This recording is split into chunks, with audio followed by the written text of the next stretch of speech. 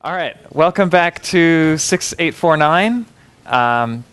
You may recall or have heard that this film crew from Japan is here. They're from a program called Gachan, which is about showing all the cool things that happen in universities around the world to students in Japan. So don't mind them, but you're going to have to sign a release form at the end. I apparently don't need you to sign a release form, it just works. Right. We're talking about origami today. We begin a series of lectures on computational origami. We're going to do some design, some actual folding, and some foldability algorithms stuff. Does everyone have one of these strips and a square of paper? You don't. Who has the master? Why don't you grab a few? Yeah. And some of these. Or here's an open package. All right. Lots of stuff. Paper comes from the Gachan team, so thanks for them. This is stuff you use in your adding machine, I guess. That's where it comes from. Yes, you need one of each. Go for it. Open it. All right, let's get started. Somewhere is my chalk. So, just to warm you up, I want to do some folding and give you some terminology. I know some of you have done origami before, but a lot of you haven't. So bear with me. I will try to do this quickly. And even for those who have done origami, you may not have done origami math before. That's why you're here. So things like a piece of paper, which you might take for granted, I'm going to define here to be a 2D polygon. There's actually many interesting definitions of piece of paper, but for today at least, most of the time we'll think about polygon. Usually you think of a square piece of paper, but polygon it would be the geometer's generalization of that. Also, the polygon has distinguished sides. So distinguished top and bottom side. In practice, with like standard kami paper from Japan, you have the colored side and the white side. So that's one clear distinction. Maybe we call the colored side the top. It doesn't really matter. It's just so we can tell things apart, and in particular, tell mountains from valleys. That's our motivation. So a crease in a piece of paper. This I'm going to think abstractly as just a line segment or some one-dimensional curve drawn on the piece of paper.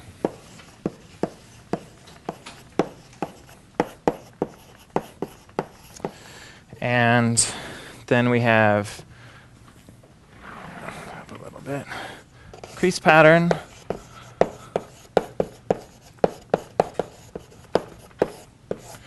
This is just a bunch of creases. So a bunch of line segments drawn on the piece of paper. If you are graph theoretically inclined, I would think of this as a planar graph drawn on the paper. If you're not graph theoretically inclined, just ignore that definition. They're the same thing. All right, that's a crease pattern. So, for example, the thing we're going to be folding is this very simple pinwheel. And this is an example of a crease pattern that folds into that pinwheel. So here the lines are distinguished. There's two different kinds. There's the red lines and the blue lines, but ignore that for now. That's a bunch of creases which you can put in and make that thing. Before we get there, I want the notion of a folded state. So this is all pretty normal for if you're an origamist. This is really something only the mathematicians use, this term, folded state. This is, informally, this is what we refer to the finished product. Okay? This pinwheel is a folded state of this piece of paper. Clear? Defining that as a real pain and you can look at chapter 11, I think, in the textbook, and maybe I'll talk about it at some point, but I don't want to get distracted by how you define what a folded state is. But you're not allowed to stretch, you're not allowed to tear. It should be a nice, valid folding. You can't cross yourself. So that's this notion of folded state. And if you take a folded state and then unfold it, so this is something you can do with the folded state, you get a crease pattern.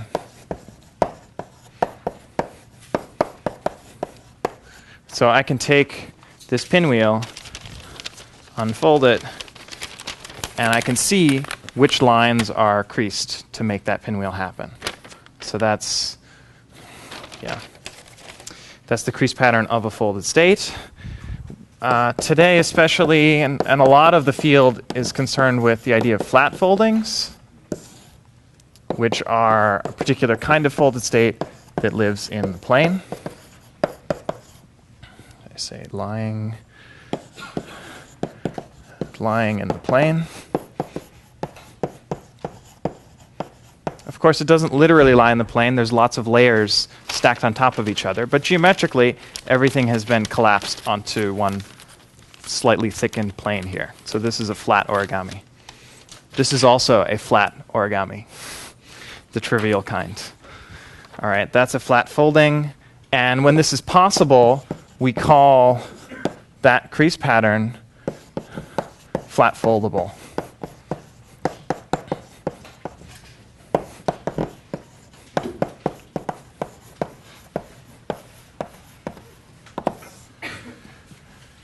All right. Finally, we get to the idea of mountains and valleys. So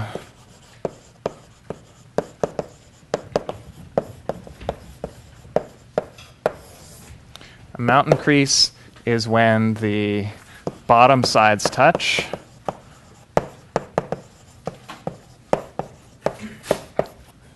And a valley crease is when the top sides touch. Right, so remember my distinguished sides. I'll call the colored side the top. So then this is a mountain crease over here because I'm bringing the two white sides together. And where's a valley? I guess this is a valley where I'm bringing the two colored sides, the two top sides together. And together that makes this pattern, and hopefully that matches up with here. Yeah, I mean it's symmetric. You could flip everything over. You just get the inverted color pattern. So it doesn't really matter which side you define to be which. But the point is to distinguish which are mountains versus which are valleys. So you get different parity. And it looks like I have matched up there. So let's fold this just for some experience. If you've never made one before, take your square piece of paper, and to get started, let's say with the white side up, just fold along the two diagonals, the valley fold, bringing the two white sides together. So you fold along one diagonal, then you unfold, then you fold along the other diagonal.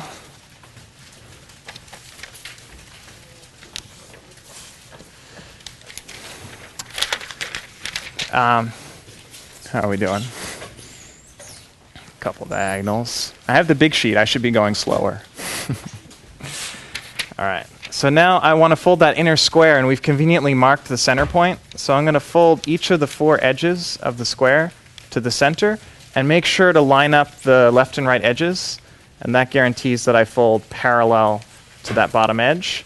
And in this case, I just want to crease the middle half of that line. So I'm not creasing all the way. I'm just creasing in the middle half here to make that one edge of the square. And then I turn and I repeat that 4 times.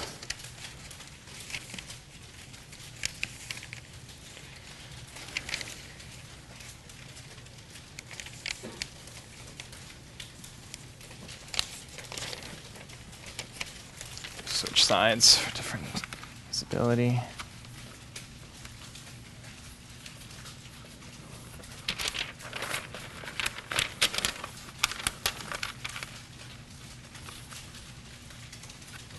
This is not the usual way to teach this model, but I think it's the mathematically appropriate way. Trying to make that crease pattern as quickly as I can. I did it with the white side up because I'm folding everything valley, which is easier. In reality, I want these to be mountains. When I turn them over, they're all mountains, and I'm happy. Okay, we made some extra creases here, which we didn't need to. But how are we doing? How many people are done with those? How many people are not? A couple. Sarah, hurry up. All right. Now comes the fun part. And this is to give you an idea of what general origami folds can be like. I want to simultaneously fold all those creases that I put in, so except for the center where it's supposed to be uncreased. So it's like I'm going to bring those 4 edges of the square in. And if you do it right, you'll end up with these 4 flaps sticking out of the top. It's not going to lie flat, and we don't have enough creases in yet. But you have these 4 flaps of the pinwheel. And then you just get to choose, do I flip them over one way or the other? And if you flip them over sort of as much as they go in that direction, I'll try to match the figure. Like I'll put this guy over to the left, just sort of crease him in, put this guy down, put that in, and this guy over to the right, and this guy up, and I get my pinwheel. So if that doesn't work out for you, you can try again. It's not so hard, but it gives you some idea that putting all of these creases in at once is kind of necessary for this to happen. In particular, if you look at the crease pattern of this model, there is no fold that goes all the way through the square. So you can't make like a first fold and then make a second fold and so on. You really have to do this all at once. I mean, there's many ways to do it, some of which are more intuitive. But I thought this kind of simultaneous collapse is the coolest. It's nice and 4-fold symmetric as you do it, I guess, if you do it right. I think this even folds rigidly. But anyway, that's to give you some intuition, some real practical origami experience. Good. And you get an idea of what a crease pattern is, what a mountain valley is. I have 2 more terms, and then we can go to math, some real stuff.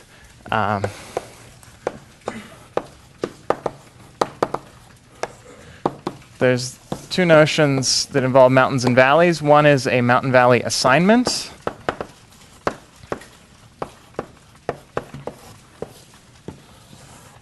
And this is something that goes together with the crease pattern. And this is saying it specifies which creases are mountains and which are valleys.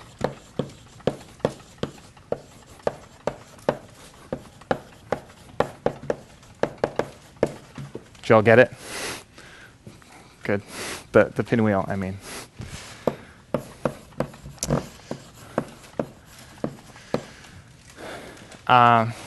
So you could think of this as a coloring of the edges, whatever.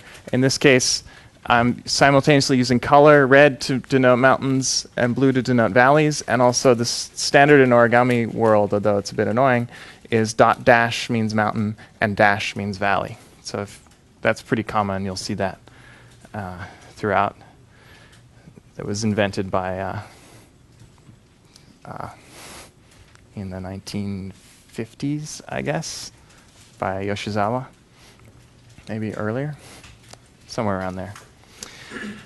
All right, and then if I take a crease pattern together with a mountain valley assignment, I'm going to call this a mountain valley pattern. That's the picture that I'm really drawing here. So sometimes it's useful to think of these as coming together, sometimes as separate. You're going to see this terminology all over the place. So I figure I should define it.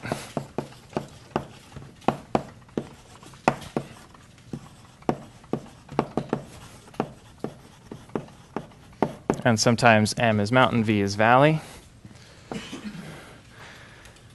Good.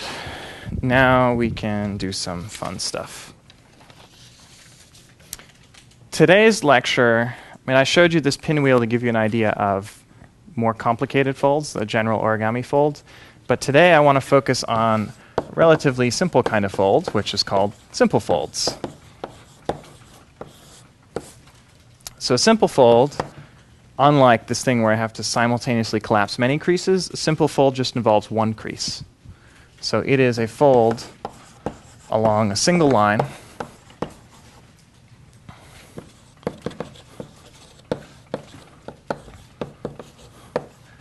and we fold it by plus or minus 180 degrees. So depending which way you're counting, plus 180 is maybe valley, minus 180 is mountain. This is going to, if I start with a flat folding, after I make a simple fold, I will again have a flat folding. And what we're interested in is what can you make by a sequence of simple folds. I start from a square of paper, say, and I make a sequence of simple folds. At all times, I will be a flat folding. It's easy to get there. This is something you could not make. The pinwheel is something you could not make in this model. It's a restricted model, but it's still surprisingly powerful. You still get a universality result. Even with simple folds, you can make any flat thing. And if you relax this constraint and don't say it's plus or minus 180, then you can actually make any 3D thing you want. So that's the first thing we will prove today, and that's sort of in the origami design world. And then we'll go to origami foldability. I give you a crease pattern. I want to know, can it be folded by a sequence of simple folds? That's a much harder problem, but some cases are easy. All right. So let's go on.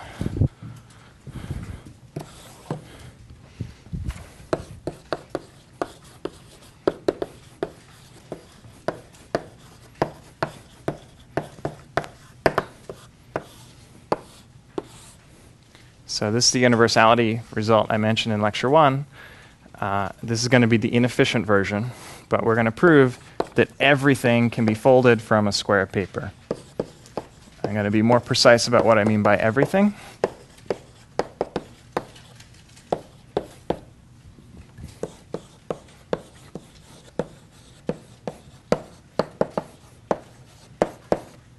So I'm going to imagine there are a bunch of polygons in 3D, and they're somehow joined together into one connected mass. This could be a polyhedron like a cube. It could be a polyhedron like a bunny. It could be some crazy thorny mess. But each piece locally is a polygon. You just stick a whole bunch of them together to some connected thing. Plus, you get to specify what color, what side of the paper you want to be visible on each of those polygons.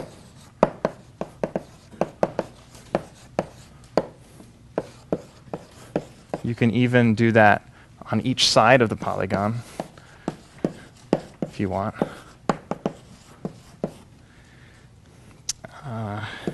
Then you can fold that thing.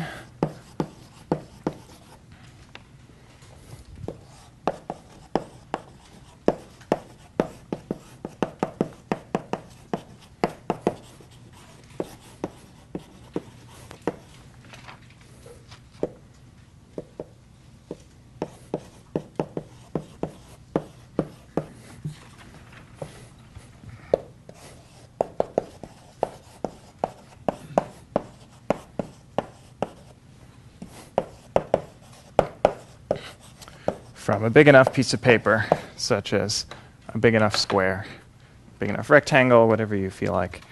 Bicolor paper here refers to the idea that your paper is different colors on one side and the other.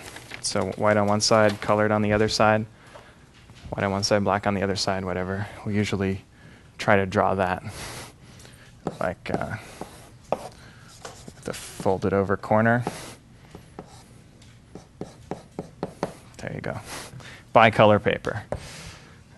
So for example, for fun, here's how you could imagine this design by John Montrell. This is folded from a square of paper, white on one side, black on the other. It's zebra.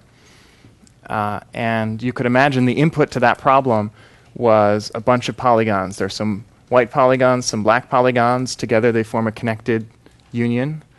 And that could be the input. This could be an output to how you fold your square to make that color pattern. Of course, if you gave this input to that algorithm, you'll get a much uglier folding than the one designed by a human, but that's the idea. You could also imagine you're just given a polygon you want to make. You say, I want to make a horse, a flat horse.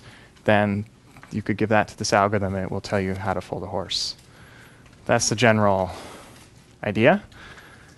Good. So how do we prove that? I want to make everything.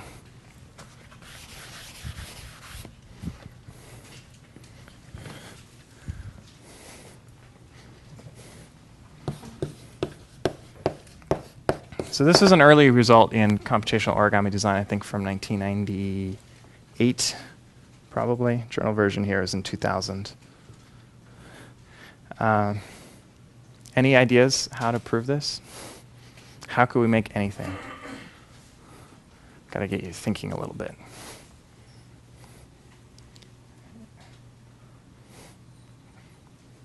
We have a subtle hint. So the idea is to take a long strip, a really long strip, much longer than this one, and fold it and just sort of wrap around your polyhedron over and over and over, and eventually make whatever you want. Okay, so it's going to be a little flimsy, but mathematically it'll work perfectly. So first thing to do is fold your paper, whatever shape it is, down to a long, narrow strip. So a long, narrow rectangle.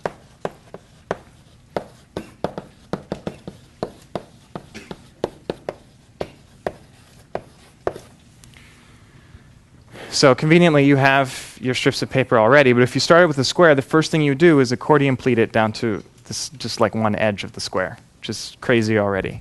Okay, so if you start with a square, this is a bad idea. If you start with a strip, it's actually pretty good. It's probably close to optimal.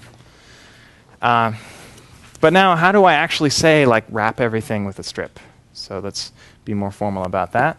The first thing I'm going to do, which is a common trick in computational geometry, it's like, well, polygons are confusing.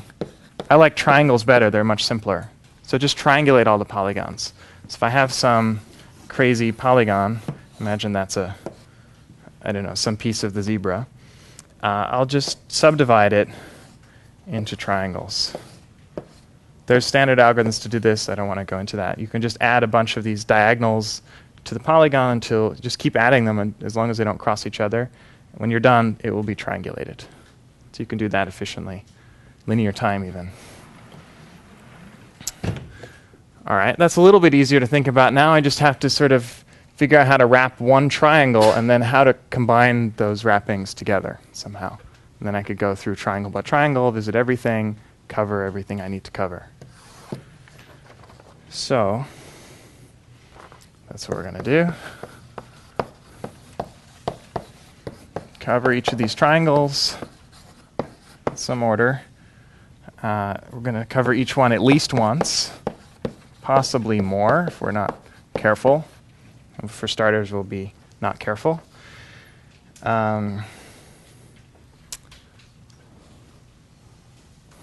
And we're going to do this by using a zigzag path.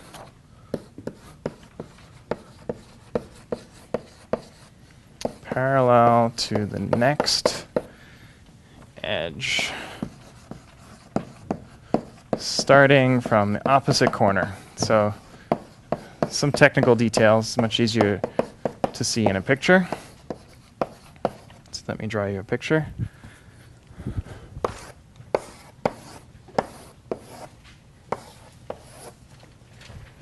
Let's say we want to visit this triangle first. And after we visit this triangle, let's say we've planned out that we're going to visit this triangle next. And after that one, we're going to go to this triangle. So this is what I'd call the next edge, because it's the edge connecting to the next triangle. So I'd like to zigzag parallel to this edge. So I want to go back and forth like that.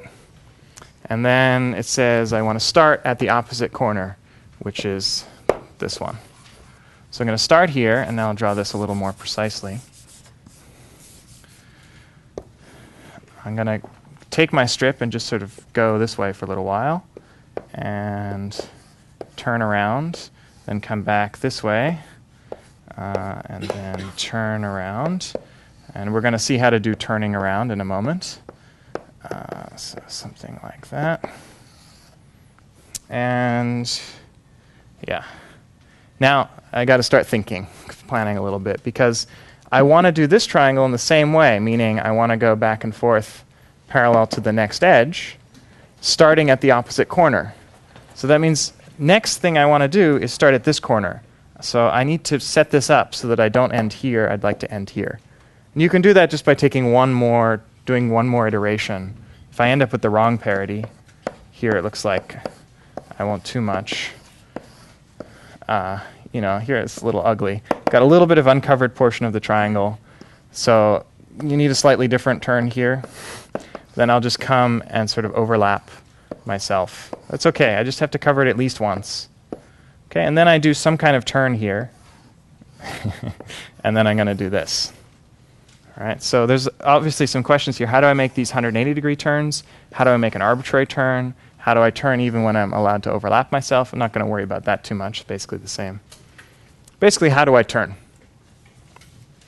How do I turn? Well, let's take our strips and do some turning. And I have a slide to follow along. I have a big strip. A little bit too big. So the idea is, you have your strip, you're going merrily along, and at some point you decide, oh, I really need to make a 132-degree turn. I mean, it could be anything, because here we've got to make some crazy turn. We don't know what the amount is. So the turn gauge is always the same. To start out by making a mountain fold perpendicular to the strip. So just fold in half, so to speak. Of course, half of this is connected to everything you built already. The other half you don't know. And then you take the back layer and fold it to whatever angle you want. You have this degree of freedom wherever you want to put it. So for example, if we want to make an obtuse angle, I'm always going to fold incident to that bottom corner. Make a nice, it's a little hard to handle, but you get the idea. That's a nice, perfect turn right there. Looks even cooler on my side because you just see the angular bisector or something. So that's a decent obtuse angle. Things are a little bit uglier when you make an acute angle, something like this. You can make whatever angle you want. You should have enough strip to make several turns if you feel like it. If I make an acute angle like this, I get some overhang. So I have what I want, which is the strip coming here and the strip coming here at the extremes. But over in this corner, I have some extra material. And it could be a lot. But whatever it is, I'll just sort of get rid of it by folding it underneath repeatedly. In this case, one fold, it's gone. In general, when I make that fold, it might come out over here, and I have to kind of wrap around that cone several times. But by the end, and there's probably an example of that here, yeah. This figure in the middle version, you start just the same. I'm folding a super acute angle. I fold that corner over, and it overhangs a little bit on the bottom, but it got tinier. And if you just wrap it around the corner, eventually it will disappear. And you have exactly what you want, which is a strip coming horizontally and then a strip coming off diagonally at whatever angle you want it. So that's really easy. That's what we call a turn gadget.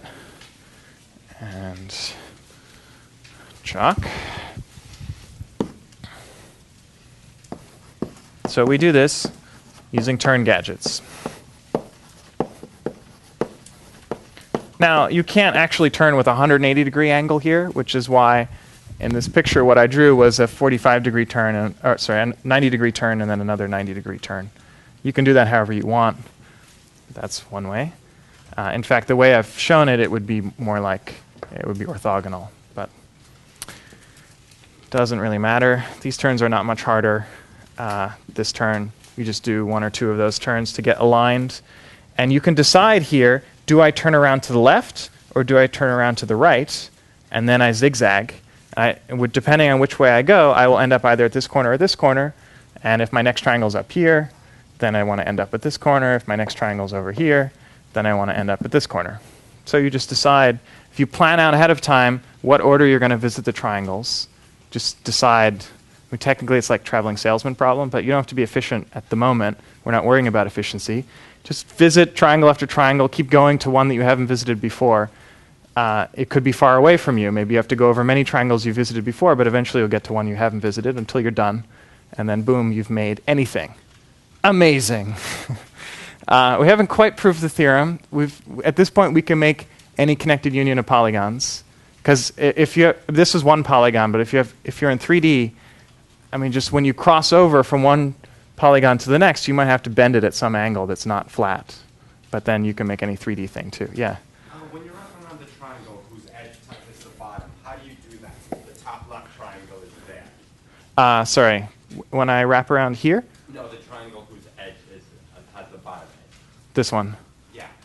How do you do that given that there's the triangle in the top left? Like the way you Oh, I see. Yeah.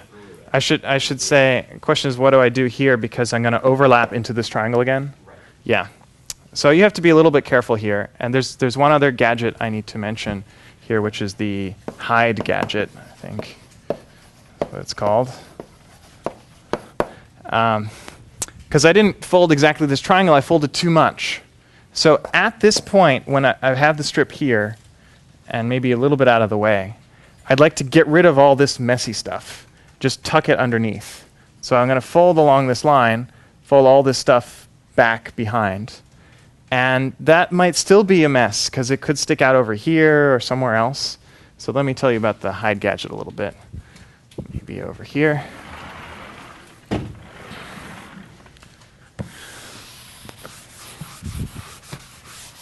And you have to be a little careful when you do that exactly, but it's not that hard.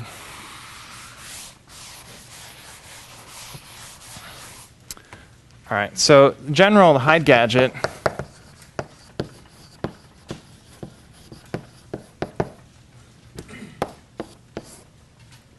is you have some convex polygon. Here, it's always going to be a triangle, actually, but this would work for any convex polygon. You have some folding which contains that polygon, but it might go outside all over the place. So that's our kind of situation. We want this triangle. We have a folding that includes a triangle, but it has all this junk on the outside. All you need to do is repeatedly fold along the extension of each of these edges. And you can prove, I'm not going to do it here because it's a little bit messy, but as you fold that thing, obviously the area that you go outside gets smaller.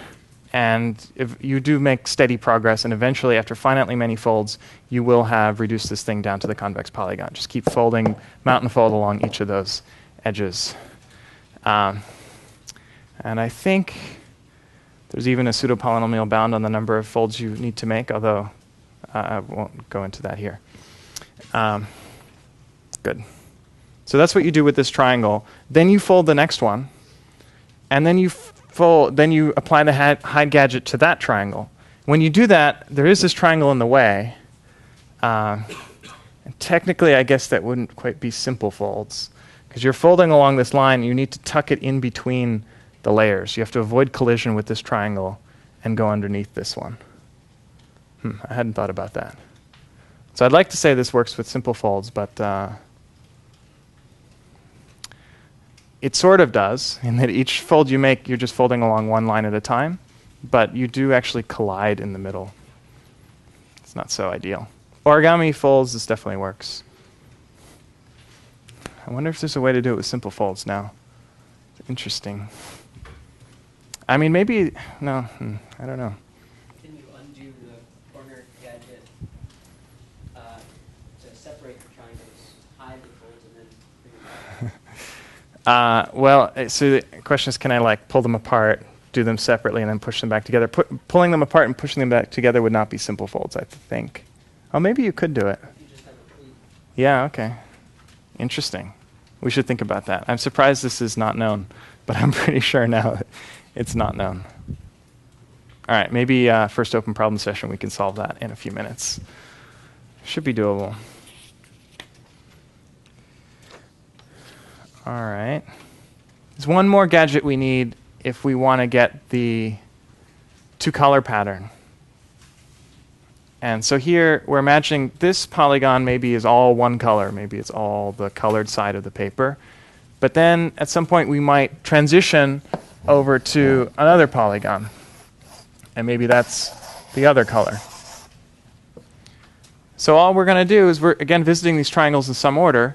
Whenever we go between a black triangle and a white triangle, we are going to apply a color reversal gadget.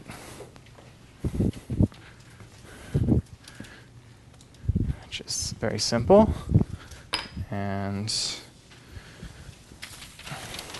I forgot to color one side of the strip. So bear with me for a second. And feel free to color in your own strip. Probably killing this microphone right here. All right. Purple on one side, white on the other, although it's so transparent it looks almost the same. But the idea is very simple. What are we starting from? We're starting from the not purple side. So then we make a mountain fold. It's just like a turn gadget. In fact, it's just like you're turning 90 degrees. So you fold up like this. And then we just immediately make another 90-degree turn without the first fold. And we get a sharp transition just straight along the strip from light purple to dark purple, it looks like, but from the white side to the purple side. Okay, so right when you transition between any pair of triangles of the opposite color, you just apply this gadget.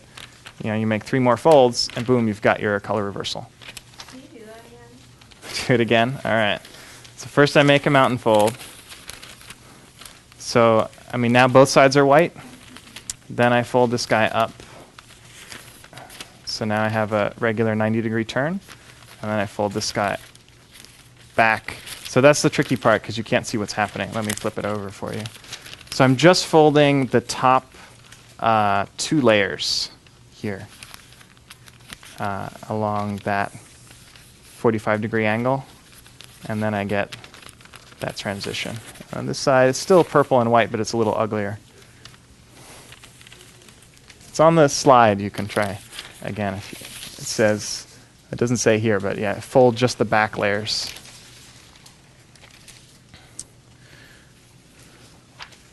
All right, questions? So that's how you can visit all these polygons, do color transitions. You can do it in 3D, make any polyhedron. A little crazy, but the point is you do need to do some algorithmic construction to really see this method works. You need those 3 gadgets. You need to be sure that you can actually combine them in the right way. And I'm hand-waving a little bit. Some of these details, you should be more careful, but it works.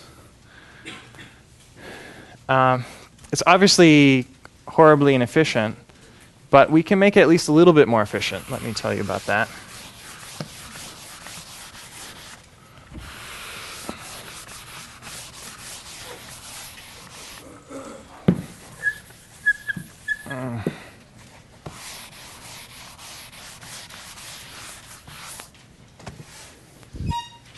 So we can achieve something I call pseudo-efficiency.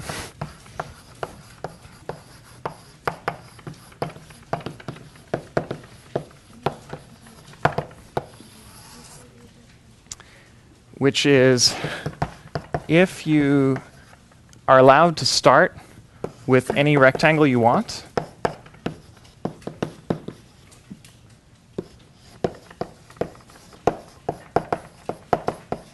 so in particular, if we start with a long strip of paper like you did here, then you can make this super efficient. You can make, say we can achieve the area of the piece of paper that we start with can be equal to the area of, let me say, the surface area of the thing that we want to fold. Okay, if we could achieve this, we would be really happy. That means we have 0 wastage. I can't get 0 wastage, but I can get just a little tiny bit of wastage. So we write epsilon for a very tiny result, very tiny error. So epsilon does have to be positive. We have to have some wastage, but it can be arbitrarily small. Basically, the narrower and longer you make your strip, the closer the area of your piece of paper gets to the surface area of your target shape, which is the best you can hope for. So with this crazy proviso, which is completely impractical, we get a super practical outcome. So in the summation, it's not very practical, but it's kind of nifty. And I particularly like the proof technique. It uses a very powerful tool in computational geometry. So let me show it to you.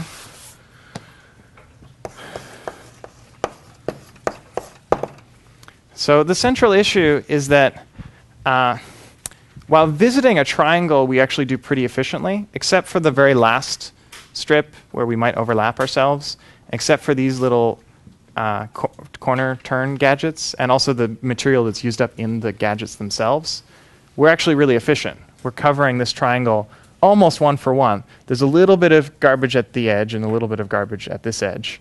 But you can imagine as the strip gets smaller, this wastage gets smaller because it's essentially this length times the width of the strip up to constant factors. So as the strip gets narrower, it gets closer and closer to this thing times 0.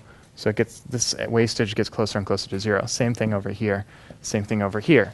The real problem at this point is that we visit some triangles possibly many times. I was totally free about how I visited triangles. Maybe I go here and then over here and then back over here. I may be very wasteful. So I just want to avoid that wastage. Just visit each triangle once, exactly once. How could you do it exactly once? With a great idea called Hamiltonian refinement.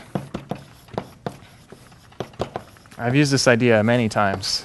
This was the first time I used it. It's very cool. I think it goes back to 97 or something.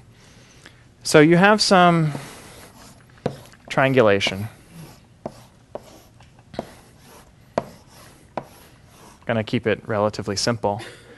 And I'd really like to visit each triangle exactly once. So you think, okay, maybe I'll start here, then I'll go over here, and then over here, and then I'm stuck. I can't get to the other triangles without revisiting an existing triangle. So it's impossible to find what we call a Hamiltonian path. Hamiltonian path to visit each triangle exactly once. But who cares about these triangles? I just made these triangles to make it easier to think about a polygon. I could actually cut these triangles into smaller triangles and ideally make it Hamiltonian. So here's the idea. There's this idea called the dual graph, which is also pretty central in computational geometry, where I'm going to make a little dot for every triangle inside each triangle. And then I'm going to connect those dots whenever there is two triangles that share an edge. Okay, this is called the dual graph. These parts are called the dual graph of the triangulation. And in this picture, I got a nice kind of tree-shaped graph. In general, you might get cycles, but then just throw away edges until you get a tree. I'd really like to think of it as a tree. And if I throw away enough edges, it will be a tree. Then my idea is I'd really like to just visit everything in this order, walking around the tree. I can go around in a cycle and visit each of these little polygons exactly once. Now these polygons aren't triangles, which is kind of annoying, so I just triangulate. So you could just triangulate like this, I guess. If you want to be excessive and sort of simpler, you can cut from every one of these dots, you can cut to the midpoint of the 3 edges and also cut to the vertices. So for every triangle, I just cut to the 3 vertices, I cut to the midpoints. You do that, and you are guaranteed, this gets a little messy, but this is theoretical. You increase the number of triangles by a factor of 6. Each triangle gets replaced by 6 little smaller triangles. It covers the same region, and yet now it's Hamiltonian. Now I can visit these triangles and visit each triangle exactly once. And that's how you get pseudo-efficiency. Pretty easy once you know this trick. Questions? Why is it called pseudo-efficiency? Well, I made that up, but why is it called pseudo-efficiency? Because it's not really efficient. It is efficient, I agree, but only with this crazy assumption that if you're allowed to start with an arbitrarily narrow strip, and that's not really practical. The practical origami problem is I start with a square. How big of a square do I need to fold this shape? And that's something we'll talk about probably next week. So that's been studied, but it's a lot harder. So I'm starting with the easy stuff. Sorry, but does it necessarily keep the mountains and valleys that you define at the beginning? Will this keep the mountains and valleys the same? I mean, the input didn't specify where the mountains and valleys should be. It just said you have to make these polygons. Every fold you make in this construction will stay, but you may make more folds that sort of go on top of existing folds. I think all the mountains and valleys that you define here will remain mountains or valleys as we specified, but keep adding creases until you finish. Yeah? So, are you just doing a 2D case of what you call the 3D pyramid there? Yeah. Doesn't really Okay, so the question is, what about 3D? This dual graph idea does work in 3D. You just maybe, I drew a 2D picture because it's a lot easier to draw. But you could imagine, for example, you have a cube, and I'm not going to be able to draw everything, but you have, you can still form a dual graph. Well, I should have triangulated the cube, but in fact, you can do this for any kind of graph. I'm making a dot for every, what's called a face of the thing that I want to make. Each of these polygons, I make a dot. So in fact, if I finish this picture, I would get the dual graph is the octahedron. So it would look something like this topologically. So they don't it doesn't have to be a geometric thing, and so it works just as well in 3D. It actually still works even if you just say for every triangle, just cut to the midpoints of the three edges and to the vertices. Then that thing will be Hamiltonian, and you can walk around it by doing this kind of dual and spanning tree construction. I won't go into exactly, but that can be done in linear time. I'm still only making a two-dimensional surface. I'm not trying to make a 3D solid here. So that's why locally it's two-dimensional. Locally this just works. Another question? So it seems that if you can possibly stick with the original construction, and when you cannot find the Hamiltonian path around the triangles, you don't the triangles you repeat, you don't like cover them again. You just get a narrow strip that runs through them and just reaches the corner that you need. That's a neat idea. So instead of doing this Hamiltonian refinement, you could visit the triangles in any order, but then to get from one triangle to some distant triangle, instead of covering all the triangles in the middle, which you've already covered, which is excessive, just sort of go as straight there as possible. So locally, you think of that as being a one-dimensional wastage instead of a two-dimensional wastage. So probably you can get the same result by that technique. I hadn't thought of that before, so we should check it, but I think that should work. Yeah, this is kind of cooler just because it uses a fancy tool, but I imagine with a little more analysis you could prove that that works because you know there aren't too many triangles. Good. I think I'm going to skip seam placement and move on to foldability. So this was like a little intro to origami design. Obviously not practical yet, but it's something. And it's nice and universal. You can make everything. So let me tell you a little bit about the other side of the world, which is, what if I gave you, instead of a target shape, what if I gave you a crease pattern? You just want to know, does this crease pattern fold? I give you like the crease pattern of that pinwheel. I said, does this fold into anything? Does it fold into flat origami? Does it fold into something else? Can you fold it with simple folds? Can you fold it with origami folds? Those are all interesting questions. We're going to start with a very simple form of it, which is when the piece of paper is one-dimensional, which is almost what you're thinking of here. Okay, so it's like strip folding. But I'm going to furthermore require that all the folds I make are perpendicular to the strip direction. So I'm always going to fold like this and then like this. Okay, so it's going to remain a strip. It'll just be a smaller strip. I know it seems kind of boring, but it's something we understand really well. So that's why I'm going to tell you about it. And then it relates to sort of the locally what happens at one vertex of the crease pattern, but we'll get to that next class. So one-dimensional flat folding. So I'm going to redefine, I don't have them anymore here, but I'm going to redefine piece of paper and all these things because I want to be even simpler.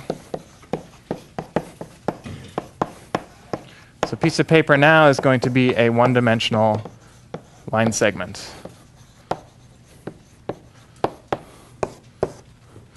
A crease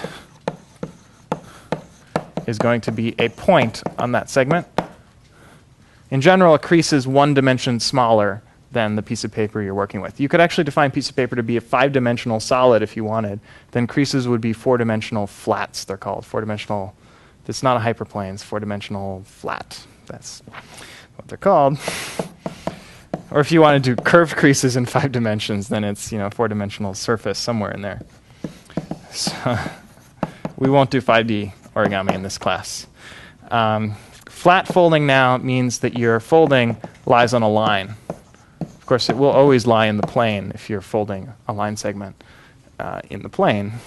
So generally, we take a piece of paper 1 dimension, we fold it in a space that's 1 higher dimension. So we're going to be folding this thing in 2D. We're using creases that are 1 lower dimension. Here, 0-dimensional points. And if we want it to be flat, it should in the end lie in the same dimension the piece of paper did. Okay? So it's great because I can just draw. There's my piece of paper. Here are some creases. They're spread out. However, maybe they're marked mountain and valley. And I'm not going to use dashes and dot dashes here because they're points. So I'll write M's and V's. Something like that. And I didn't check. But this either will be flat foldable or not. I think it is. Okay. How do I know that it is? Because we have a great characterization that tells you when a mountain valley pattern is flat foldable. Now, the first question you might ask is what about crease patterns? If I don't specify mountains and valleys, then you can always fold anything. Okay, if I just gave you a segment and I put creases in some crazy pattern, all I do is alternate mountain valley, mountain valley, mountain valley, mountain valley. And I'm going to regret making such a big example. And I just, go mountain, valley, mountain. Well, it alternates, okay? You get some zigzag. And this thing is not going to collide with itself. It works. In fact, you could even fold it 1 step at a time left to right by simple folds, and you'll get a nice flat folding of that thing. So every crease pattern can be folded with some mountain valley assignment, namely the alternating accordion pleat. But what if I give you the mountain valley assignment? Then sometimes I can do it, sometimes I can't. So here's an example where you can't. 2 valleys with some really big segments on either side. So when you try to fold that, it looks something like that. And if one of these was really short, one of them could tuck inside the other. But because they're both long, they have to collide. So that's the sort of thing we're worried about, and we'd like to detect that efficiently with an algorithm.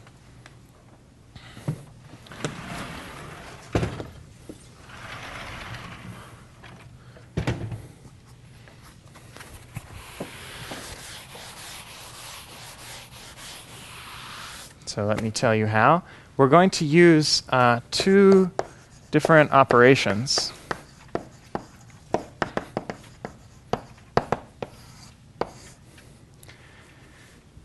And both of these operations will, in fact, be performable using simple folds. So what we're going to end up proving is that a mountain valley, 1-dimensional mountain valley pattern is flat foldable if and only if it's flat foldable via a sequence of simple folds. So these simple folds that we've been arguing about are universally powerful for 1D paper. They are not universally powerful for 2D paper because you cannot fold this pinwheel with simple folds. There's no first fold to make. But in 1 dimension, turns out there is. It's not obvious, but it's true. And here we're going to make 2 very simple kinds of simple folds. The first one is called an end fold, which is you take the last or the very first crease and you just fold it over. That's an end fold. Now, for this to be valid in the simple folding world, to not get stuck, I'm going to require that this portion has no creases inside it. So it could have a crease right at the boundary, but there are no creases in that region. So when I fold this thing over, I don't cover anything up. No creases get covered up. Okay, this in some sense is clearly a good thing to do. If you find such a crease, this may not exist. If you find such a crease, you make this fold. Now you can think of this piece of paper as sort of glued up there. You can think of it just, you cut off one part of the paper. you made a problem even easier. Okay, so this is clearly a safe thing to do. It should make your folding easier, but usually it doesn't exist. In that case, we make what's called a crimp, which is we have our segment. We take two creases with different mountain-valley assignments. So maybe first one's mountain, second one's valley, but they're different. And then we fold those two creases. Something like that. So the paper gets smaller again, but here it's a little less clear what's happening because there were creases over here, creases over here. They got closer to each other. Maybe that's a problem. Maybe it messes you up. Turns out it doesn't. Let's see. The other thing, again, we require, if this is distance x, we require that this region of length x and this region of length x is empty of creases. There's nothing there. You could have things on the boundary, but nothing interior to here, nothing interior to here, and nothing interior to here. So it's two creases with sort of a nice, safe neighborhood around them, so that when I make these two folds, this whole region, I didn't cover anything up in there. There's nothing in this Zorro mark. Okay? That's the definition of an end fold and a crimp. Now, maybe these things don't exist. I claim if they don't exist, you are not flat foldable no matter what you do. These are enough to make everything that is flat foldable. We're going to prove that. Maybe, yeah, we can go over here.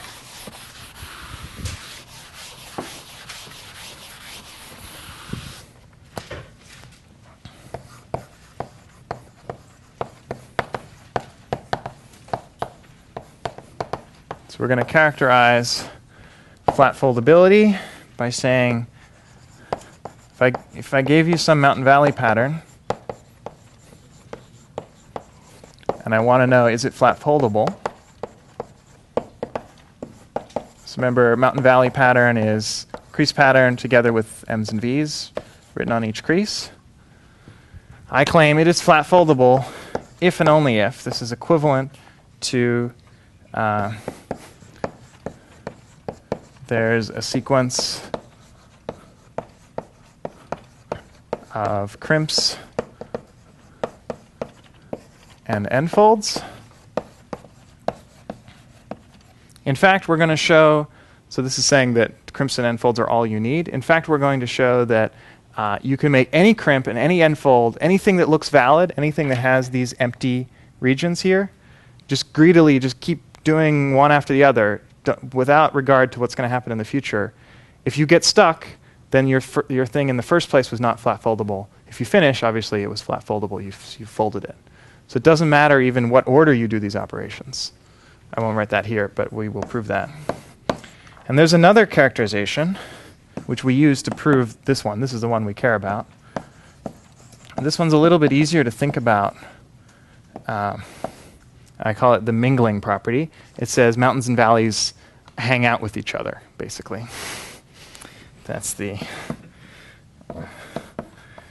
why I call it mingling. So what does it mean?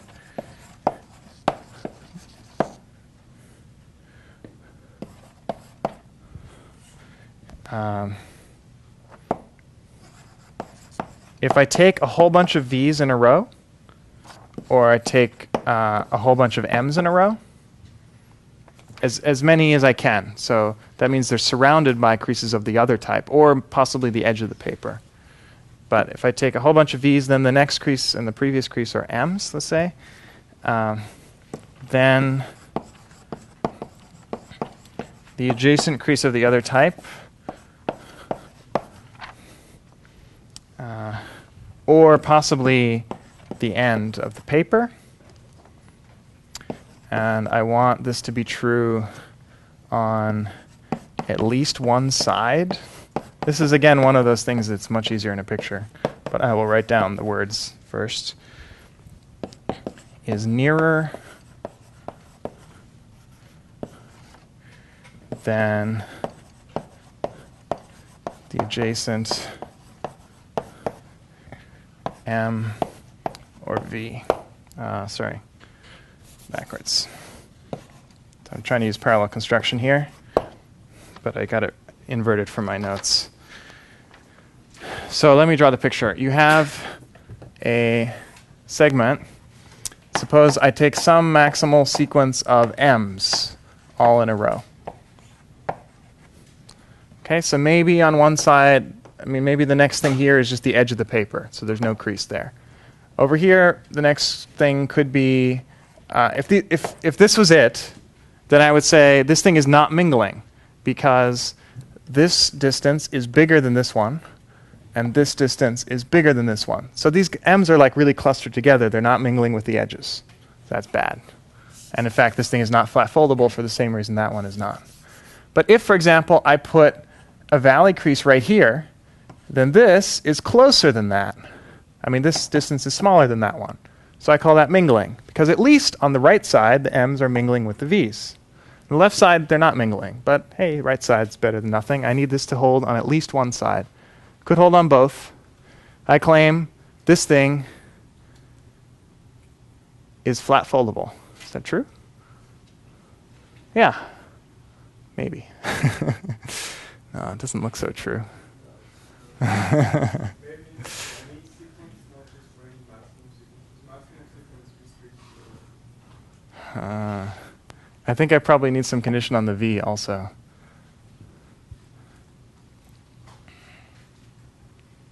All right, well, we'll see what happens in the proof. It's more exciting. Usually the proof is easier than the example.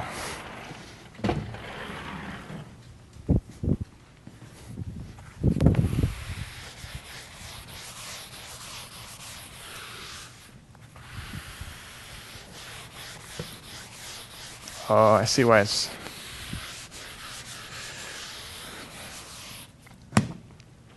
There's a problem here. I think I need to say forever. I'll say what I mean by that later. All right. The proof will still work, but it's not such a pretty property. Let me,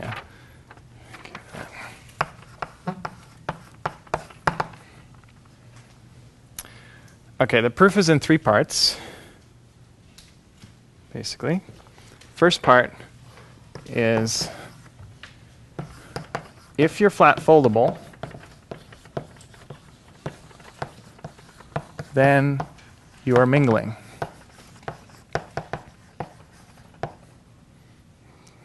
Okay, certainly if I want these all to be equivalent, it should be true that the first one implies the third one. This is actually really easy to prove. You just think about what one of these maximal... Let's look at... Suppose it were not mingling. Okay, suppose I had some crease pattern that violates that constraint. What that means is I have a bunch of m's here. I don't know how they're spread out.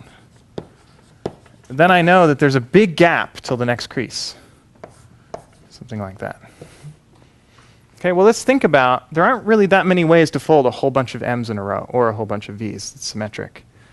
You pretty much have to like spiral around. You're always turning the same direction. So in fact, your crease pattern, if it's flat foldable, which is what we're assuming here, it's got to look kind of like that. In fact, it has 2 ends, so it could actually make 2 spirals. But if you think about what happens there, this last part, at the end of the spirals, that's this segment. Right? That's when you possibly turn around the other direction. Maybe this is the valley. But take a look at what's going on here. This segment is tucked inside the spiral. If it's super long, like it is here, if it's longer than the previous portion, so let me label this. This is x. This is x. This is y.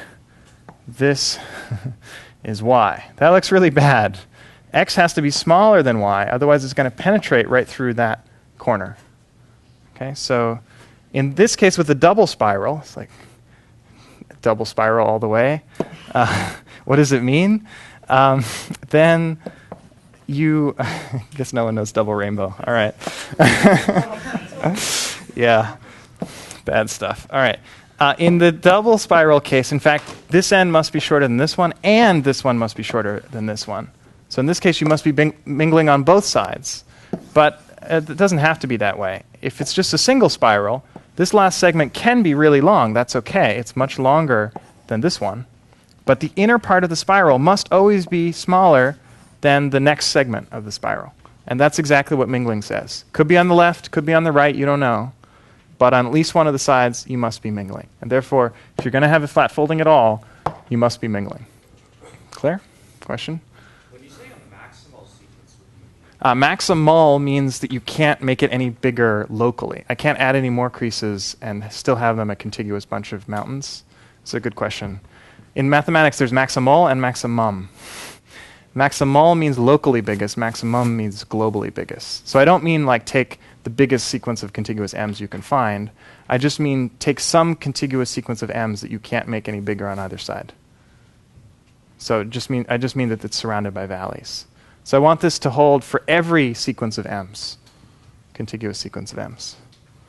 Yeah, that's one of those funny math technical terms. Other questions?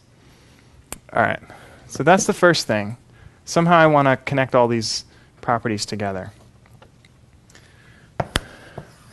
The next part is that if you're mingling, either there's an n-fold or there's a crimp.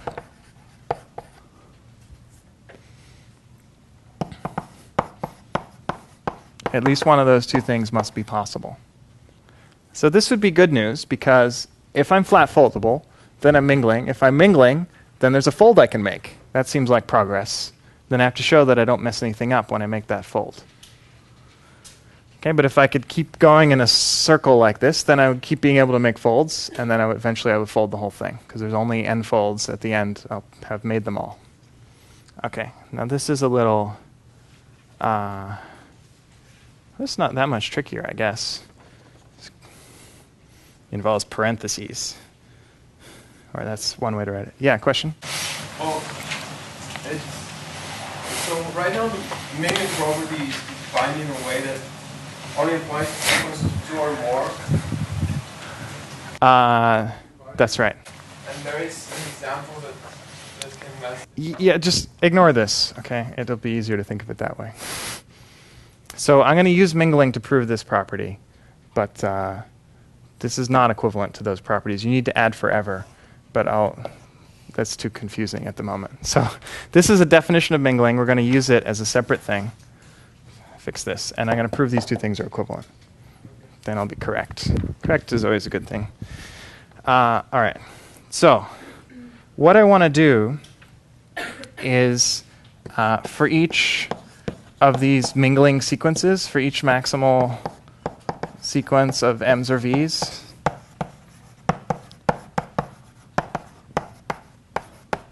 I want to write down two symbols. I'm going to write a curved left parenthesis if it is left mingling, meaning, so I have all these mountains, let's say. Try it in a reasonable way.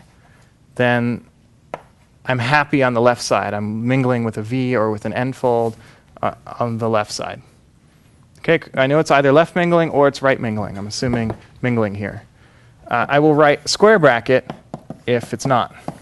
And then I will write a curved right bracket if you're right mingling, which is just the same picture but on the other side. And I'm going to write a closed square bracket if it's not. Okay, then I claim that parenthesis sequence has some nice properties.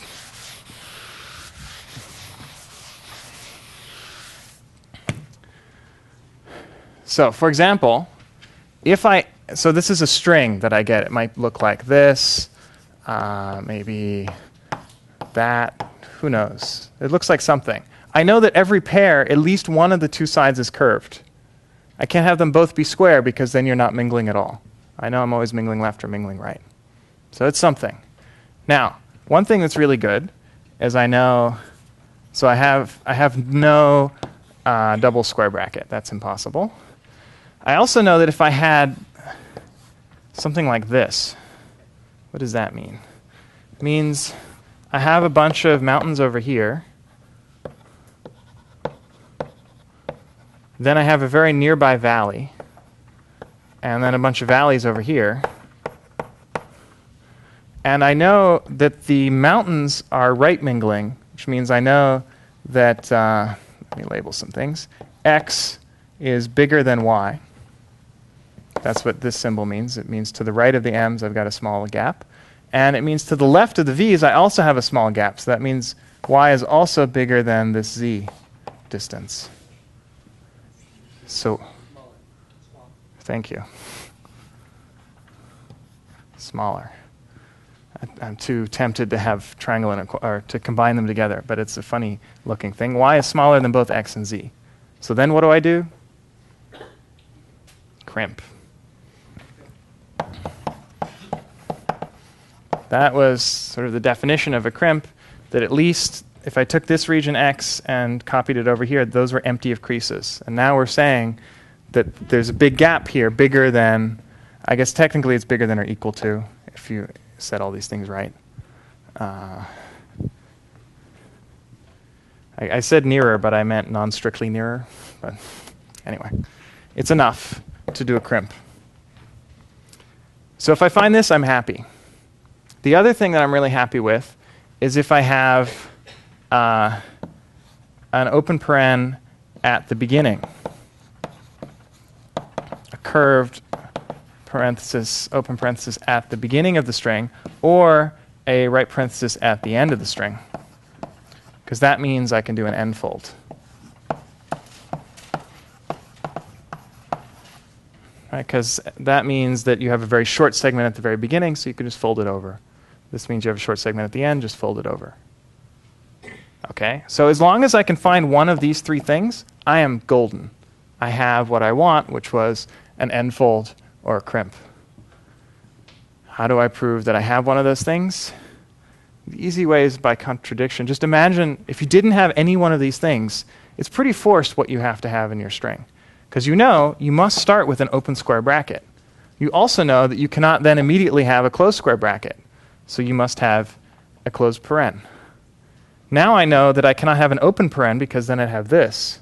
And that would be good for me. So if I want to be bad, I have to have an open square bracket, but then I have to have a closed paren, and then I have to have an open square bracket, and so on. In the end, you will have a closed paren at the end. And that means you can make an end fold. So either something failed in here, maybe I had two parens together, then I would have gotten a crimp, or I can keep going all the way through here and get a closed paren at the end. In any case, I get at least one of these three things happening, and so I get either an end fold or a crimp, assuming I am mingling. And instead of assuming I am mingling, I can just assume that I'm flat foldable, and then I get from this chain of implications that there is an end fold or a crimp. Okay, so far? So that means I can make at least one fold. If I am flat foldable, I can make at least one crimp or end fold. Now the question is, can I keep going? And for that, we need one more property.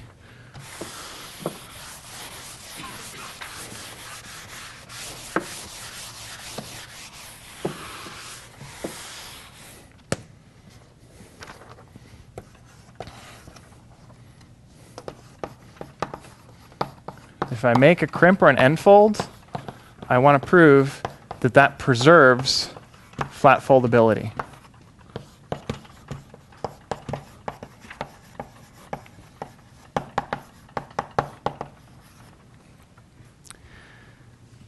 What that means is if I start with something that's flat foldable and then I make a crimp or an end fold, I will still be flat foldable. This is the property I need because it will let me close the chain. I'm flat foldable, therefore I'm mingling, therefore I have an end fold or a crimp, so I make it. This property says that I will still be flat foldable, therefore number one applies again. I'm still mingling, I can still find a fold, and I'm still flat foldable, so I'm still mingling, I can still find a fold, I can keep going. I will never get stuck because I'm guaranteed if I started flat foldable, I will be flat foldable forever. I'll also be mingling forever. It's not enough, I realize now, but apparently have not realized before. It's not enough to be mingling just at the beginning. You have to be mingling through every step there. In fact, what we're showing is that you're flat foldable at every step, which implies mingling, but mingling is not quite enough. You'd have to check it all the way through. That's why I stated the theorem wrong. How do we prove this theorem, this claim? I'm going to do it proof by picture. It's not always okay, but it will be okay. Trust me. So we are assuming that we're flat foldable, and we're assuming there's a crimp or an end fold. Actually, we know that that exists. I'm going to think about the crimp case, because it's end fold is even simpler. See, here's the thing. I would really like to fold some crimp like this. Let's say this is an M, this is a V. I'd like to, what I'm claiming is I'm allowed to make that crimp first and then do everything else. But conceivably, there's some flat folding that doesn't make this crimp first. I mean, it must fold this mountain and it must fold this valley, but at some point, we don't really know when. Somehow it all simultaneously collapses into some flat folding. Now, this thing should be flat. It should lie in a line. I'm stretching it out so you can see it. But maybe the flat folding, and it's a segment, right, so that we're folding. So maybe it does this, and some crazy thing, maybe this part, I don't know. There's something crazy here, goes there, whatever. Okay, we know it's not crossing, and it's sort of horizontal. But it could be an ugly mess. And in particular, in this picture, it does not look like this crimp was done first. Let me embolden the crimp here. Because there's this stuff in the middle. Now we know that there's no creases in here. We know there's the earliest we can turn is at the ends of the crimp. But there could be stuff that comes in the middle here. What do? I just move the stuff out of the way. Okay, let me do this the right way. Got to do this a little bit carefully. And unfortunately, my picture is so messy. Hopefully you can see it. So I'm going to take this part, which is inside the crimp. I'm going to move it down here. Just sort of lower those layers down to here. Now I know locally there's a fold right here. And so if I take all the stuff that's in here and move it down here, it will still be non-crossing. Okay, and then I take this stuff and I move it up here. Equivalently, you can think of me crushing this down and crushing this up, but it's actually important the direction these things go. I could not put this stuff up here because I don't really know how long this goes. It's not valid for me to try to put it up. I could collide with something. But I know that there's a crease right here, so I can put it right over here. I can take this stuff and put it right over here. This is a weird kind of manipulation of folded states, which we don't normally do, but here we need to do it. After I've done that, is there any hope of me redrawing the picture? Maybe. After we've done that, we'll have the crimp. It will be nice and tight. And then we'll have like this finger here. A little hard to copy. And then it goes up here. I've got this anvil. Then this part, instead of going inside, actually goes in here, up there, something like that. And that's the end. Okay, then there's the other side. Okay, the other side wasn't too complicated, I think. Okay, but you can check. You can really draw, I guess now it's down here. But you can really just do the shifting locally and it doesn't mess anything up. Okay, I'm going to wave my hands because it's a bit messy to really prove that. But if you do that, boom, now this crimp looks like it was actually done first. And indeed, you can see that this folded state could have been made by first doing that crimp and then folding the rest. You can treat this as if the paper was fused together here, and that will be a folded state of that smaller piece of paper. So even though we were shifting creases closer to each other and it looked a little scary what's happening, we know from this construction, if you could fold the original thing, you can fold the thing even when the crimp got fused together. Therefore, crimps are always safe. And by an even easier argument, end folds are always safe. I already gave that argument, basically. So a little crazy, but that proves that you preserve flat foldability, and by going in this chain, n or n over 2 times, you will fold everything. If it were originally flat foldable, if you're not, you will get stuck because otherwise you would find a folding, and so on. Clear? All right. I'll just mention, you can generalize this to folding 2-dimensional maps with simple folds. I should say, of course, an end fold is a simple fold.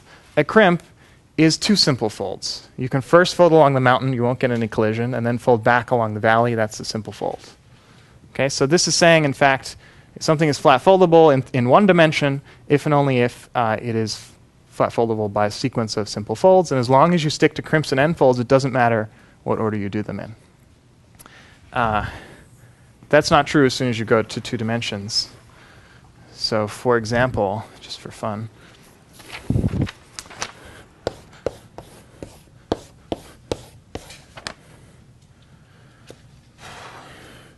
well, do I really want to draw the whole thing? I guess I've committed.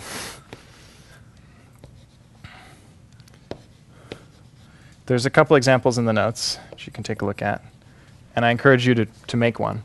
This can be folded flat, but not by simple folds. And you can see that it can't be folded by simple folds because there's no fold that goes all the way through. Like this line is valley, mountain, mountain. There's no line that is all mountains or all valleys. But you can use this structure to understand at least which maps, which rectangular maps with horizontal and vertical creases, can be folded flat by simple folds. And the answer would be no here. All you do is you say, well, I know if there's any fold, I must have like a mountain or a valley that goes all the way through. So imagine here's your rectangle. There's got to be something that's valley all the way. And now if you think about a crease that goes the other direction, so these are 2 valleys, you can show just by playing around with a little pattern like this, you cannot have these 2 both be valleys, because that would be all 4 valleys is bad. If you try that, it doesn't work. Or it also can't be both mountains. You can't have valley, mountain in order. That doesn't fold. So in fact, these have to be different. One's mountain, one's valley. I don't care which is which, but I know that this line actually cannot be folded by a simple fold. It's got a valley and a mountain. So in fact, the picture has to be, I have a line like this. Maybe I have a few lines that are mountains all the way or valleys all the way. That means, and any horizontal line I can't fold. I've got to finish folding these guys first. That means I have a one-dimensional problem. So I apply this algorithm to see whether that one-dimensional thing folds. Once I've folded all those vertical things, solved that one-dimensional problem, I will then have a horizontal problem, and then I'll have a vertical problem. And you just keep doing this. And you can show in the same way, you always preserve flat foldability. You just keep doing crimson end folds. And this will fold your map if it's at all possible by simple folds, which most ones that are in production are foldable by simple folds. Question? Yeah, if we go back to the example where it has valley along this line and that valley here and that mountain here. Yeah. And so if you follow the one vertical line that the valley will hang right on the mountain, Yeah. it will be reversed and then it will be foldable where that can. Yeah, this is good. This is the case that could work. And this is foldable if you try it out. You first fold here, and then the valley falls onto the mountain, but it turns upside down as it folds, and so they actually nest nicely inside each other. It's confusing because it's inverting. This is the one valid case. But my point is you have to fold this before you fold that.